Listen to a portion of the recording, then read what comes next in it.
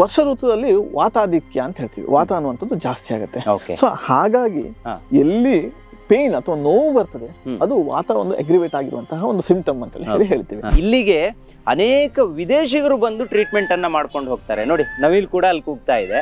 ವಾತಕ್ಕೆ ನಾವು ಕೊಡುವಂಥದ್ದು ಮೇಜರ್ ಆದ ಟ್ರೀಟ್ಮೆಂಟ್ ಅಂತ ಹೇಳಿದ್ರೆ ಈ ಬಸ್ತಿ ಚಿಕಿತ್ಸೆ. ಸೊ ಈ ವರ್ಷ ಋತುವಲ್ಲಿ ಬಸ್ತಿ ಚಿಕಿತ್ಸೆ ಅನ್ನುವಂಥದ್ದು ಬಹಳಷ್ಟು ಪ್ರಯೋಜನ ಆಗಿರ್ತದೆ. ಆಯುರ್ವೇದದಲ್ಲಿ ನಮಗೆ ಈಗ ಏನೋ ಟ್ರೀಟ್ಮೆಂಟ್ ತಗೋಬೇಕಂದ್ರೆ ಸಮಯ ಕೊಡಬೇಕು, ಬೇಗ ಆಗಲ್ಲ, ಇವತ್ತು ಬಂದು ನಾಳೆ ಬೆಳಿಗ್ಗೆ ಆಗಲ್ಲ ಅಂತಾರೆ. ಯಾಕೆ ಆಗಲ್ಲ ಅದು? ಸೊ 5 ವರ್ಷದಿಂದ ಸ್ಲೋ ಆಗಿ ಅಂದ್ರೆ ಅವ್ಯಕ್ತ ಲಕ್ಷಣ ಅದ್ರ ಹಿಡನ್ ಆಗಿರ್ತದೆ. ಅದರ ಎಲ್ಲ ಲಕ್ಷಣಗಳು ಹಿಡನ್ ಆಗಿರ್ತದೆ, ಎಕ್ಸ್ಪ್ರೆಸ್ ಆಗಿರೋದಿಲ್ಲ.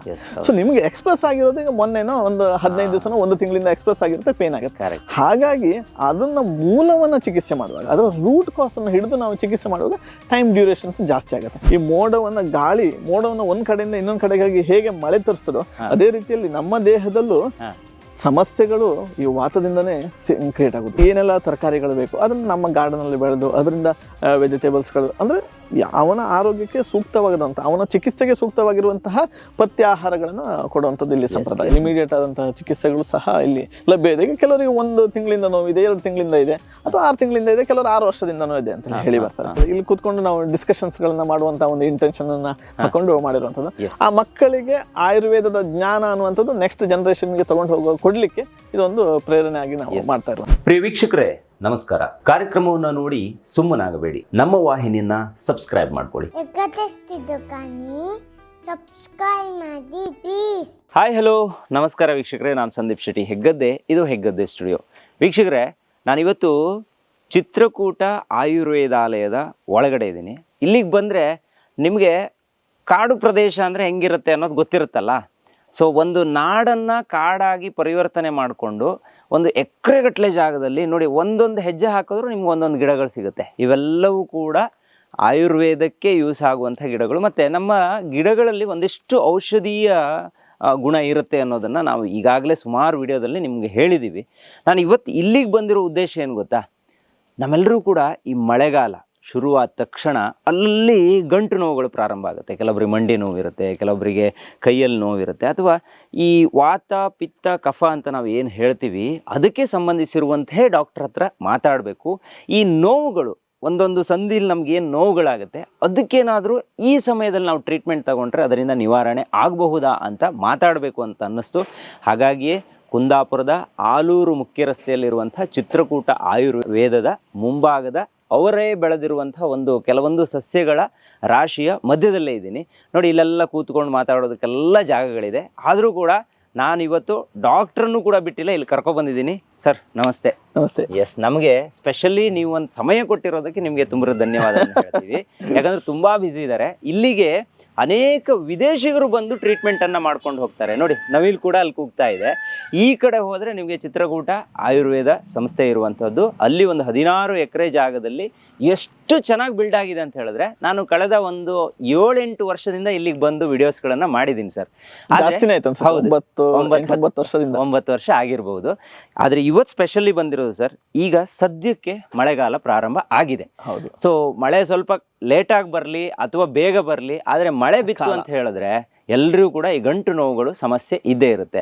ಈ ಸಂದರ್ಭದಲ್ಲಿ ಯಾವ್ಯಾವ ಸಮಸ್ಯೆಗಳು ಬರ್ಬೋದು ಸರ್ ಮನುಷ್ಯನಿಗೆ? ಸಾಧಾರಣವಾಗಿ ಈ ವಾತದ ರೀತಿಯ ಒಂದು ಸಮಸ್ಯೆಗಳು ವರ್ಷ ಋತು ಅಂತ ಹೇಳಿ ಏನಂದ್ರೆ ಇನ್ನೊಂದು 3-4 ದಿವಸದಲ್ಲಿ ಈಗ ವರ್ಷ ಋತು ಪ್ರಾರಂಭ ಆಗುತ್ತೆ. ಸುಮಾರು 15-16ನೇ ತಾರೀಕಿನ ನಂತರ ಈ ಜುಲೈ ಈ ವರ್ಷ ಋತು ಅಂತದ್ದು ಪ್ರಾರಂಭ ಆಗ್ತದೆ. ವರ್ಷ ಋತುದಲ್ಲಿ ವಾತಾಧಿಕ್ಯ ಅಂತ ಹೇಳ್ತೀವಿ. ವಾತ ಅನ್ನುವಂಥದ್ದು ಜಾಸ್ತಿ ಆಗುತ್ತೆ. ಸೊ ಹಾಗಾಗಿ ಎಲ್ಲಿ ಪೇನ್ ಅಥವಾ ನೋವು ಬರ್ತದೆ ಅದು ವಾತ ಒಂದು ಅಗ್ರಿವೇಟ್ ಆಗಿರುವಂತಹ ಒಂದು ಸಿಂಪ್ಟಮ್ ಅಂತ ಹೇಳಿ ಹೇಳ್ತೀವಿ. ಹಾಗಾಗಿ ಈ ಒಂದು ಸಮಯದಲ್ಲಿ ಎಲ್ರಿಗೂ ಜಾಯಿಂಟ್ ಪೇನ್ ಇರ್ಬೋದು ಅಥವಾ ಮಸ್ಕುಲರ್ ಪೇನ್ಸ್ ಇರ್ಬೋದು, ಅದೆಲ್ಲ ಜಾಸ್ತಿ ಆಗುತ್ತೆ. ಬೆನ್ನು ನೋವು, ಕಾಲು ನೋವು, ಸೊಂಟ ನೋವು, ಅಂದ್ರೆ ಅತಿಯಾದ ಮಳೆ ಬೀಳ್ಬೇಕಂತಾನೆ ಇಲ್ಲ, ಈ ಸಮಯದ ಒಂದು ವಾತಾವರಣವೇ ಆ ರೀತಿಯ ದೇಹದಲ್ಲಿ ಒಂದು ಮಾರ್ಪಾಡುಗಳನ್ನ ಮಾಡ್ತಾ ಹೋಗ್ತದೆ. ಹಾಗೆ ಈ ಸಮಯದಲ್ಲಿ ನಮ್ಮ ದೇಹದ ಬಲ ಅನ್ನುವಂಥದ್ದು ಕಡಿಮೆ ಆಗ್ತದೆ, ರೋಗ ಬಲ ಜಾಸ್ತಿ ಆಗಿರ್ತದೆ. ಹೇಗೆ ಈಗ ನಮ್ಮ ಆಯುರ್ವೇದದಲ್ಲಿ ಬ್ಯೂಟಿಫುಲ್ ಆಗಿ ಒಂದು ಶ್ಲೋಕವನ್ನು ಹೇಳಿದಾರೆ, ಪಿತ್ತಂ ಪಂಗು ಕಫಂ ಪಂಗು ಪಂಗುವ ಮಲದಾತವ ವಾಯುನಾ ಯತ್ರ ನಿಯಂತಿ ತತ್ರ ಗಚ್ಚತಿ ಮೇಘವತ್ ಅಂತ. ಅಂದ್ರೆ ಪಿತ್ತ ಮತ್ತೆ ಕಫ ಎರಡು ಹ್ಯಾಂಡಿಕ್ಯಾಪ್ ಅಂತ, ಅದು ಮೂವ್ ಮಾಡಕ್ ಆಗಲ್ಲ ಒಂದ್ ಕಡೆ ಅಲ್ಲೇ ಇರುತ್ತೆ ಅಲ್ಲೇ ಇರ್ತದೆ ಅಲ್ಲೇ ಇರುತ್ತೆ. ಇರ್ತದೆ. ಬಟ್ ಈ ವಾತ ಅನ್ನುವಂಥದ್ದು ಮೇಜರ್ ಕಲ್ಪ್ರಿಟ್. ಅದು ಈ ಪಿತ್ತನ ಕಫನ ಅಂದ್ರೆ ಈ ಮೋಡವನ್ನ ಒಂದ್ ಕಡೆಯಿಂದ ಇನ್ನೊಂದ್ ಕಡೆಗಾಗಿ ಹೇಗೆ ಮಳೆ ತರಿಸ್ತದೋ ಅದೇ ರೀತಿಯಲ್ಲಿ ನಮ್ಮ ದೇಹದಲ್ಲೂ ಸಮಸ್ಯೆಗಳು ಈ ವಾತದಿಂದನೇ ಕ್ರಿಯೇಟ್ ಆಗುದು. ಈಗ ಈ ವಾತ ಅನ್ನುವಂಥದ್ದು ಒಂದು ಪ್ರಕೋಪಕ್ಕೆ ಹೋಗುವಂತಹ ಸಮಯ. ಹಾಗಾಗಿ ಹಲವಾರು ನೋವುಗಳು, ಬೆನ್ನು ನೋವು, ಕಾಲು ನೋವು, ಕೈ ನೋವು, ಜಾಯಿಂಟ್ ಪೇನು, ಮಂಡಿ ನೋವು ಅಂತ ಹೇಳಿ ಎಲ್ಲ ಪೇನ್ಗಳು ಎಗ್ರಿವೇಟ್ ಆಗುವಂತಹ ಸಮಯ. ಇದಕ್ಕೆ ಸೂಕ್ತವಾದ ಚಿಕಿತ್ಸೆ ಅಂತ ಹೇಳಿದ್ರೆ ಆಯುರ್ವೇದದಲ್ಲಿ ಹಲವಾರು ಚಿಕಿತ್ಸೆಗಳಿದೆ, ಅದನ್ನ ಮುಂದೆ ನಾನು ಹೇಳ್ತೇನೆ. ಸೊ ಬಹಳಷ್ಟು ಪ್ರಯೋಜನಕಾರಿಯಾಗುತ್ತದೆ. ಈಗ ಇಲ್ಲಿಗೆ ಬಂದ್ರೆ ಸರ್ ಅದೊಂಥರ ಮನಸ್ಸಿನ ನೆಮ್ಮದಿ. ಅದು ಇಲ್ಲಿ ಒಂದ್ಸಲ ನಾವು ಎಂಟ್ರಿ ಆದ್ವಿ ಅಂತ ಹೇಳಿದ್ರೆ ಅವನಿಗೆ ಆಲ್ಮೋಸ್ಟ್ ಅಲ್ಲಿ ಏನೇ ಸಮಸ್ಯೆ ಇದ್ರು ಅವ್ನು ಒಂದಿಷ್ಟು ದಿನ ನಿಮಗೆ ಸಮಯ ಕೊಟ್ಟದ್ದೇ ಆದಲ್ಲಿ ಅದನ್ನ ಕ್ಲಿಯರ್ ಮಾಡ್ಕೊಂಡು ಹೋಗ್ಬಹುದು ಅಂತ ಹೇಳ್ತಾರೆ. ಆಮೇಲೆ ನಮ್ಮ ಜನ ಬಿಡಿ ಅದನ್ನ ಬಿಟ್ಟು ವಿದೇಶಿಗರು ಕೂಡ ಇಲ್ಲಿಗೆ ಬರ್ತಾರೆ ಅಂತ. ಮೈನ್ಲಿ ಫೋಕಸ್ ಯಾವ ಟ್ರೀಟ್ಮೆಂಟ್ ಮೇಲೆ ಇಲ್ಲಿ ಇರುತ್ತೆ ಸರ್? ಇಲ್ಲಿ ಮೇಜರ್ ಆಗಿ ಬರುವಂತವ್ರು ಜಾಯಿಂಟ್ ಪೇನ್ಸ್, ಬ್ಯಾಕ್ ಪೇನು, ನೀ ಪೇನು, ಸೋರಿಯಾಸಿಸ್ ಬರ್ತಾರೆ, ಮೈಗ್ರೇನ್ ಹೆಡೇಕ್ ಇರ್ಬೋದು, ಗ್ಯಾಸ್ಟ್ರೈಟಿಸ್, ಅಸಿಡಿಟಿ, ಈ ರೀತಿ ಹಲವಾರು ರೀತಿಯಂತಹ ಸಮಸ್ಯೆಗಳಿಗೆ ಇಲ್ಲಿ ಚಿಕಿತ್ಸೆಗೋಸ್ಕರ ಬಂದು ಚಿಕಿತ್ಸೆಗಳನ್ನ ಪಡೆದು ಹೋಗ್ತಾರೆ. ಈಗ ಯಾರಿಗೋ ಒಂದು ಮಂಡಿ ನೋವು ಸುಮಾರು ವರ್ಷಗಳಿಂದ ಇದೆ ಅನ್ನೋದಾದ್ರೆ, ಅಥವಾ ಈಗ ನಿನ್ನೆ ಮೊನ್ನೆಯಿಂದ ನನಗೇನೋ ನೋವು ಕಾಣಿಸ್ಕೊಂತು, ಇಮಿಡಿಯೇಟ್ ಟ್ರೀಟ್ಮೆಂಟ್ ಬೇಕು ಅಂದ್ರೆ ಇಲ್ಲಿಗೆ ಬರ್ಬೋದು? ಖಂಡಿತವಾಗ್ಲೂ ಬರ್ಬೋದು. ಇಮಿಡಿಯೇಟ್ ಆದಂತಹ ಚಿಕಿತ್ಸೆಗಳು ಸಹ ಇಲ್ಲಿ ಲಭ್ಯ ಇದೆ. ಈಗ ಕೆಲವರಿಗೆ 1 ತಿಂಗಳಿಂದ ನೋವಿದೆ, 2 ತಿಂಗಳಿಂದ ಇದೆ, ಅಥವಾ 6 ತಿಂಗಳಿಂದ ಇದೆ, ಕೆಲವರು 6 ವರ್ಷದಿಂದನೂ ಇದೆ ಅಂತ ಹೇಳಿ ಬರ್ತಾರೆ. ಸೊ ಅದಕ್ಕೆಲ್ಲದಕ್ಕೂ ಆಯುರ್ವೇದದಲ್ಲಿ ಒಂದು ಪರಿಹಾರ ಮಾತು ಹೇಳ್ತಾರೆ ಸರ್. ಆಯುರ್ವೇದದಲ್ಲಿ ನಮ್ಗೆ ಈಗ ಏನೋ ಟ್ರೀಟ್ಮೆಂಟ್ ತಗೋಬೇಕು ಅಂದ್ರೆ ಸಮಯ ಕೊಡ್ಬೇಕು, ಬೇಗ ಆಗಲ್ಲ, ಇವತ್ತು ಬಂದು ನಾಳೆ ಬೆಳಿಗ್ಗೆ ಆಗಲ್ಲ ಅಂತಾರೆ. ಯಾಕೆ ಆಗಲ್ಲ ಅದು ಅಂತ? ನಿಮ್ಗೆ ಡಿಸೀಸ್ ಮ್ಯಾನಿಫೆಸ್ಟ್ ಆಗಿ ಗೊತ್ತಾಗಿರೋದು ಇವತ್ತಾಗಿರ್ಬೋದು, ಬಟ್ ಅದ್ರ ಪ್ರಾರಂಭ ಆಗಿ ಕೇವಲ ಒಂದು 5 ವರ್ಷದಿಂದ ನಿಮ್ಗೆ ಆಗಿರುತ್ತೆ. ಸೊ 5 ವರ್ಷದಿಂದ ಸ್ಲೋ ಆಗಿ ಅಂದ್ರೆ ಅವ್ಯಕ್ತ ಲಕ್ಷಣ, ಅದ್ರ ಹಿಡನ್ ಆಗಿರ್ತದೆ, ಅದ್ರ ಎಲ್ಲ ಲಕ್ಷಣಗಳು ಹಿಡನ್ ಆಗಿರ್ತದೆ, ಎಕ್ಸ್ಪ್ರೆಸ್ ಆಗಿರೋದಿಲ್ಲ.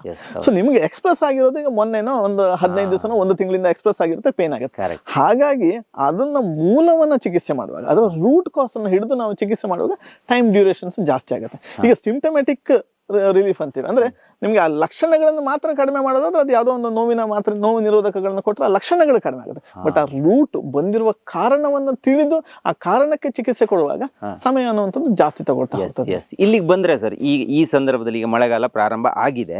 ಸೊ ಈ ಸಂದರ್ಭದಲ್ಲಿ ಕೆಲವೊಬ್ಬರಿಗೆ ಈ ನೋವುಗಳು ಕಾಣಿಸ್ಕೊಂಡಾಗ ಇಲ್ಲಿಗೆ ಬಂದ್ರೆ ಏನ್ ಚಿಕಿತ್ಸೆಗಳು ಸಿಗುತ್ತೆ ಸರ್? ಮೇಜರ್ ಆಗಿ ವರ್ಷ ಋತುವಲ್ಲಿ ಬರುವಾಗ ಬಸ್ತಿ ಅನ್ನುವಂತಹ ಚಿಕಿತ್ಸೆ ಅಂದ್ರೆ ವಾತಕ್ಕೆ, ಅದನ್ನ ಬಸ್ತಿ ಚಿಕಿತ್ಸೆ ನಾವು ಅರ್ಧ ಚಿಕಿತ್ಸೆ ಅಂತ ಕರಿತೀವಿ. ವಾತಕ್ಕೆ ನಾವು ಕೊಡುವಂತದ್ದು ಮೇಜರ್ ಆದ ಟ್ರೀಟ್ಮೆಂಟ್ ಅಂತ ಹೇಳಿದ್ರೆ ಈ ಬಸ್ತಿ ಚಿಕಿತ್ಸೆ. ಸೊ ಈ ವರ್ಷ ಋತುವಲ್ಲಿ ಬಸ್ತಿ ಚಿಕಿತ್ಸೆ ಅನ್ನುವಂಥದ್ದು ಬಹಳಷ್ಟು ಪ್ರಯೋಜನ ಆಗಿರ್ತದೆ. ಅಗ್ನಿ ಬಲ ಕಡಿಮೆ ಆಗಿರ್ತದೆ, ಅಂದ್ರೆ ದೇಹದಲ್ಲಿ ಡೈಜೆಸ್ಟಿವ್ ಪವರ್ ತುಂಬಾ ವೀಕ್ ಆಗಿರ್ತದೆ.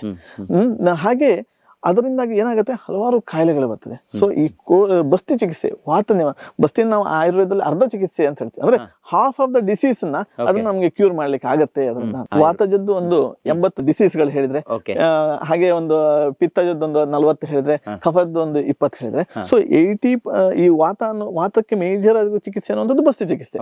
ಅಂದ್ರೆ ಎನಿಮಾ ಅಂತ ಹೇಳಿ ಕರಿಬಹುದು. ಅದ್ರಲ್ಲಿ ಬೇರೆ ಬೇರೆ ಔಷಧಗಳನ್ನ ಯೂಸ್ ಮಾಡ್ತೀವಿ. ಸೊ 80 ಡಿಸೀಸಿಗೆ ಕೇವಲ ಈ ಬಸ್ತಿ ಚಿಕಿತ್ಸೆಯಲ್ಲಿ ಗುಣಪಡಿಸ್ಲಿಕ್ಕೆ ಆಗುತ್ತೆ. ಅದನ್ನ ಬಸ್ತಿ ಚಿಕಿತ್ಸೆ, ಅದಕ್ಕೋಸ್ಕರ ಅದನ್ನ ಅರ್ಧ ಚಿಕಿತ್ಸೆ ಅಂತ ಹೇಳಿ ಕರಿತೇವೆ. ಸೊ ಈ ಒಂದು ಟೈಮ್ ಪೀರಿಯಡ್ ಇದೆಲ್ಲ, ಈಗ ನೀವು ಕೇರಳ ಬೆಲ್ಟ್ ಅಲ್ಲಿ ಹೋದ್ರೆ ಕರ್ಕಾಟಕ ಚಿಕಿತ್ಸೆ ಅಂತ ಹೇಳಿ ಮಾಡ್ತಾರೆ. ಅಂದ್ರೆ ಈ ಟೈಮ್ ಅಲ್ಲಿ ಅಂದ್ರೆ ಯಾಕಂದ್ರೆ ಅವನ ಅಗ್ನಿ ಬಲ ಅನ್ನುವಂಥದ್ದು ತುಂಬಾ ಡಲ್ ಇರೋದ್ರಿಂದ ಅನ್ಪಾಲಿಶ್ಡ್ ರೈಸ್ ಜೊತೆಗೆ ಮೆಂತೆ ಗಂಜಿ ಆ ರೀತಿಯಲ್ಲೆಲ್ಲ ಕೊಟ್ಟು ನಮ್ಮ ಜೀರ್ಣಶಕ್ತಿ, ಅಂದ್ರೆ ಆಯುರ್ವೇದ ನಾವು ಹೇಳ್ತೀವಿ ಸರ್ವೇ ಅಪಿ ರೋಗ ಸುತರಾಮ್ ಉದರಾಣಿಚ, ಪ್ರತಿಯೊಂದು ಕಾಯಿಲೆ ಹುಟ್ಟು ಅನ್ನುವಂಥದ್ದು ಹೊಟ್ಟೆ. ಇನ್ನೊಂದು ಹೇಳ್ತಾರೆ ಸರ್ವೇ ಅಪಿ ರೋಗ ಮಂದಾಗ್ನೋ, ಅಂದ್ರೆ ದೇಹದಲ್ಲಿ ಅಗ್ನಿ ಬಲ ಕಡಿಮೆ ಆದಾಗ ಅಥವಾ ಅಗ್ನಿ ಮಂದ ಆದಾಗ ಎಲ್ಲ ಡಿಸೀಸ್ಗಳು ಬರ್ತದೆ ಅಂತೇಳಿ. ಸೊ ಅದೆಲ್ಲದಕ್ಕೂ ಮೂಲವಾದಂತಹ ಚಿಕಿತ್ಸೆ ಅನ್ನುವಂಥದ್ದು ಈ ಒಂದು ಬಸ್ತಿ ಚಿಕಿತ್ಸೆ ಆಗಿ ತುಂಬಾ ರಿಸಲ್ಟ್ಸ್ ಗಳನ್ನ ಕೊಡ್ಲಿಕ್ಕೆ ಸಾಧ್ಯ ಇದೆ. ನನ್ನ ಪ್ರಕಾರ ಇದನ್ನ ಆಲ್ಮೋಸ್ಟ್ ಆಲ್ ಜನ ಪಡ್ಕೋಬೇಕು ಅಂತ ಅನ್ಕೊಂತೀನಿ. ಬಹುಶಃ ಇದು ತುಂಬಾ ತಲೆಮಾರಿನಿಂದಾನು ಇದು ಇತ್ತು. 5,000 ವರ್ಷಗಳ ಇತಿಹಾಸ ಆಯುರ್ವೇದ ಇವತ್ತು ಹೇಳ್ತಾರೆ, ಬಟ್ 5,000 ಖಂಡಿತವಲ್ಲ, ಅದಕ್ಕಿಂತ ಬಹಳಷ್ಟು ಜಾಸ್ತಿನೇ ಇದೆ. ಈ ಸಂದರ್ಭದಲ್ಲಿ ನೋಡಿ, ನಿಮಗೆ ಯಾವುದೇ ರೀತಿಯಾದಂತಹ ನೋವು ಕಾಣಿಸ್ಕೊಂಡ್ರು ನಾನು ಇಲ್ಲಿಯ ಕಾಂಟ್ಯಾಕ್ಟ್ ನಂಬರ್ ಕೊಟ್ಟಿರ್ತೀನಿ, ನಿಮಗೆ ಡಿಸ್ಕ್ರಿಪ್ಷನ್ ಬಾಕ್ಸಲ್ಲೂ ಡೀಟೇಲ್ಸ್ ಇರುತ್ತೆ. ಒಂದು ಸಲ ಇಲ್ಲಿಗೆ ಕನೆಕ್ಟ್ ಆಗಿ ನೀವು ನೇರವಾಗಿ ಬನ್ನಿ. ನಾನು ಹೇಳೋದು ಒಂದು 5-6 ದಿನಾನು ಫ್ರೀ ಮಾಡ್ಕೊಂಡು ಬನ್ನಿ. ನೀವು ಇಲ್ಲಿ ನೋಡಿ, ನನ್ನ ಸುತ್ತಮುತ್ತ ನೀವು ನೋಡಿರ್ಬಹುದು, ಈಗ ಇಷ್ಟು ಇಷ್ಟು ಒಂದು ದೊಡ್ಡ ಪ್ರದೇಶದಲ್ಲಿ, ಈಗ ಕೊಲ್ಲೂರಿಗೆ ಹೋಗುವ ಮಾರ್ಗ ಮಧ್ಯದಲ್ಲಿ ಸಿಗುತ್ತೆ. ಕುಂದಾಪುರದಲ್ಲಿ ಯಾರ ಹತ್ರ ಬಂದು ನೀವು ಚಿತ್ರಕೂಟ ಅಂತ ಕೇಳಿದ್ರು ಕೂಡ ಅವರು ನಿಮಗೆ ದಾರಿ ತೋರಿಸ್ತಾರೆ. ಇಂಥ ಒಂದು ಪರಿಸರದಲ್ಲಿ ಉಳಿಯೋದೆ, ಈಗ ಒಂದು ಗಾಳಿ ಬೀಸ್ತಾ ಇದೆಯಲ್ಲ, ಇದರಲ್ಲಿ ಯಾವುದೇ ಕೆಮಿಕಲ್ ಇಲ್ಲ, ಅಷ್ಟು ಪ್ಯೂರ್ ಆದಂತ ಶುದ್ಧತ್ವ ಇರುವಂತ ಒಂದು ಗಾಳಿ ಇದು ನಾವು ತಗೊಂತಾ ಇರುವಂತದ್ದು. ಪರಿಸರ ಸೂಕ್ಷ್ಮ ಪ್ರದೇಶದಲ್ಲಿ ಸಹ ಇದೆ. ಸೊ ಇಲ್ಲಿ ಎಲ್ಲ ಮರ ಗಿಡಗಳು ಹಲವಾರು ಇದೆ. ಹೌದು, ಈ ವೆಸ್ಟರ್ನ್ ಘಾಟ್ ಅಲ್ಲಿ ಕಂಪ್ಲೀಟ್ ಆಗಿ ಔಷಧೀಯ ಸಸ್ಯಗಳ ಒಂದು ತವರ್ ಅಂತಾನೆ ಹೇಳ್ಬೋದು. ನೀವು ಮಾತಿನ ಮಧ್ಯೆ ಒಂದು ವಿಚಾರವನ್ನ ಹೇಳಿದ್ರಿ, ನಾವು ತಿನ್ನುವಂತ ಆಹಾರದ ಬಗ್ಗೆ. ಈಗ ಈ ಬಸ್ತಿ ಚಿಕಿತ್ಸೆ ಅಂತ ಹೇಳಿದ್ರೆ ಅವ್ರು ಇದೇ ರೀತಿ ಇರಬೇಕು ಅನ್ನುವಂಥದ್ದನ್ನ ಹೇಳಿದ್ರಿ. ಇಲ್ಲಿಗೆ ಬಂದ್ರೆ ಈ ಫುಡ್ ಸ್ಟ್ರಕ್ಚರೇ ಬದಲಾವಣೆ, ಇದ್ರ ಒಳಗಡೆ ಎಂಟ್ರಿ ಆದ್ರೇನೆ ಅದೊಂಥರ ಬೇರೆ ತರ ಡಯಟ್ ಅಂತ. ಏನೇನ್ ಕೊಡ್ತೀರಿ ಸರ್ ನೀವು? ಅಂದ್ರೆ ಇಲ್ಲಿ ನಿಮ್ಗೆ ಹೋಲ್ಸಮ್ ಡಯಟ್ ಅನ್ನು ನಾವು ಕೊಡ್ಲಿಕ್ಕೆ ಪ್ರಯತ್ನಿಸ್ತೀವಿ. ಉದಾಹರಣೆಗೆ ಇವತ್ತೆಲ್ಲರೂ ಈ ಬಿಳಿ ಅಕ್ಕಿ, ಬಿಳಿ ಅನ್ನವನ್ನು ಊಟ ಮಾಡಿ ಮಾಡಿ ಮಾಡಿ ತಮ್ಮ ಆರೋಗ್ಯ, ಅದ್ರಲ್ಲಿ ಕೇವಲ ಕಾರ್ಬೋಹೈಡ್ರೇಟ್ ಮತ್ತೆ ಸ್ಟಾರ್ಚ್, ಬೇರೆ ನಮ್ಗೆ ಬಂದ್ರೆ ಇಲ್ಲಿ ಅನ್ಪಾಲಿಶ್ಡ್ ರೈಸ್, ಅದು ಕೆಲವರಿಗೆ ಫಸ್ಟ್ 1-2 ದಿವಸ ಊಟ ಮಾಡೋದೇ ಕಷ್ಟ ಆಗ್ಬಿಡತ್ತೆ. ಸೊ ಅನ್ಪಾಲಿಶ್ಡ್ ರೈಸ್ ಆಹಾರವನ್ನು ಕೊಡ್ತೀವಿ, ಅವಾಗ ಅದರಲ್ಲಿ ನಿಮ್ಗೆ ಪೋಷಕಾಂಶಗಳು ಸಿಕ್ಬಿಡುತ್ತೆ. ಆಗ ಕ್ವಾಂಟಿಟಿ, ಇಂಟೇಕ್ ಕ್ವಾಂಟಿಟಿ ಆಟೋಮೆಟಿಕ್ ಆಗಿ ರೆಡ್ಯೂಸ್ ಆಗ್ಬಿಡುತ್ತೆ. ಆಮೇಲೆ ಏನೆಲ್ಲ ತರಕಾರಿಗಳು ಬೇಕು ಅದನ್ನ ನಮ್ಮ ಗಾರ್ಡನ್ ಅಲ್ಲಿ ಬೆಳೆದು ಅದರಿಂದ ವೆಜಿಟೇಬಲ್ಸ್ಗಳು, ಅಂದ್ರೆ ಅವನ ಆರೋಗ್ಯಕ್ಕೆ ಸೂಕ್ತವಾಗದಂತ, ಅವನ ಚಿಕಿತ್ಸೆಗೆ ಸೂಕ್ತವಾಗಿರುವಂತಹ ಪಥ್ಯ ಆಹಾರಗಳನ್ನ ಕೊಡುವಂಥದ್ದು ಇಲ್ಲಿ ಸಂಪ್ರದಾಯ. ಈಗ ನಾವಿದೀವಲ್ಲ ಸರ್, ಇದು ಒಂದು ಪ್ಲೇಸ್ ಅನ್ನ ಇದುವರೆಗೆ ನಾನು ತೋರಿಸಿರ್ಲಿಲ್ಲ. ಇದು ಈಗ ಒಂದು ಕುಳಿತುಕೊಳ್ಳೋಕೆಲ್ಲ ಸಿಟ್ಟಿಂಗ್ ವ್ಯವಸ್ಥೆ ಮಾಡಿದ್ರೆ, ಇಲ್ಲಿ ಬಂದ್ರೆ ಒಂದಿಷ್ಟು ಗಿಡಗಳನ್ನ ಹಾಕಿದಿರಾ. ನಾನು ಇದ್ರ ಬಗ್ಗೆನೂ ಸ್ಪೆಷಲ್ ಕಾರ್ಯಕ್ರಮ ಮಾಡ್ತೀನಿ, ಆದ್ರೆ ಈ ಪ್ರೋಗ್ರಾಮ್ ಅಲ್ಲಿ ಕೇಳಬೇಕು ಅಂತ ಅನ್ಕೊಂತೀನಿ. ಎಷ್ಟು ವೆರೈಟಿ ಗಿಡಗಳಿದಾವೆ? ಸಾಧಾರಣ ಒಂದು 250ಕ್ಕೂ ಅಧಿಕ ಜಾತಿಯ ಔಷಧೀಯ ಸಸ್ಯಗಳನ್ನ ಇಲ್ಲಿ ನಾವು ಪ್ಲಾಂಟಿಂಗ್ ಮಾಡಿದ್ವಿ ಆಲ್ರೆಡಿ. ಕೆಲವೊಂದೆಲ್ಲ ಪ್ಲಾಂಟ್ ಮಾಡಿ 5-6 ವರ್ಷ ಆಯ್ತು, ಕೆಲವೊಂದೆಲ್ಲ ಪ್ಲಾಂಟ್ ಮಾಡಿ 1-2 ವರ್ಷ 3 ವರ್ಷ. ಈಗ ಇವೆಲ್ಲವೂ ದೊಡ್ಡದಾದ್ಮೇಲೆ ನಿಮ್ಮ ಒಂದು ಇದಕ್ಕೆ ಹೋಗುತ್ತೆ, ನಮ್ಮ ಒಂದು ಇದಕ್ಕೆ. ಮತ್ತೆ ಹಲವಾರು ಶಾಲೆಗಳಿಂದ, ಕಾಲೇಜ್ಗಳಿಂದ ವಿಸಿಟಿಗೆ ಬರ್ತಾರೆ, ಸಣ್ಣ ಸಣ್ಣ ಮಕ್ಕಳು ಸಹ ವಿಸಿಟಿಗೆ ಬರ್ತಾರೆ. ಅಂದ್ರೆ ಅವ್ರ ಶಾಲೆಗಳಲ್ಲಿ ಇಕೋ ಕ್ಲಬ್ ಅಂತ ಹೇಳಿ ಹೇಳಿರ್ತಾರೆ. ಸೊ ಅವ್ರು ಆ ಮಕ್ಕಳನ್ನ ಕರ್ಕೊಂಡು ಬರ್ತಾರೆ ಶಾಲೆಯವರು.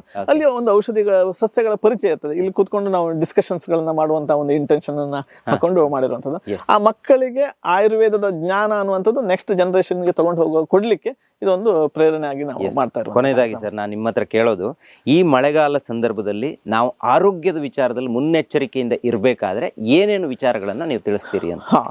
ಮೊದಲನೇದಾಗಿ ನೀರು, ಶುದ್ಧವಾದ ನೀರನ್ನ ಸ್ವಲ್ಪ ಬಿಸಿ ಮಾಡಿ, ಈ ಮಳೆಗಾಲದಲ್ಲಿ ಎಸ್ಪೆಷಲಿ ಯಾವುದೇ ಸಾಂಕ್ರಾಮಿಕ ರೋಗಗಳು ಮೂಲತಃ ಬರುವಂತ ನಾವು ನೀರಿನ ಒಂದು ಇನ್ಫೆಕ್ಷನ್ ಇದರಿಂದ ಬರ್ತದೆ. ಸೊ ಕುದಿಸಿ ಆರೋಗ್ಯ ನೀರು ಅಥವಾ ಬೆಚ್ಚಗಿನ ನೀರನ್ನು ಕುಡಿಯುವಂಥದ್ದು. ಆ ನೀರನ್ನು ಕುದಿಸುವಾಗ ಒಂದು ಸಣ್ಣ ಶುಂಠಿ ಪೀಸನ್ನು ಹಾಕ್ಬೇಕು, ಸಣ್ಣ ಜಿಂಜರ್ ಹಾಕಿದ್ರೆ ಆವಾಗ ನಮ್ಮ ಅಗ್ನಿ ಅನ್ನುವಂಥದ್ದು ಮೇಂಟೈನ್ ಆಗ್ಲಿಕ್ಕೆ ಬಹಳಷ್ಟು ಸಹಾಯಕ ಆಗುತ್ತೆ.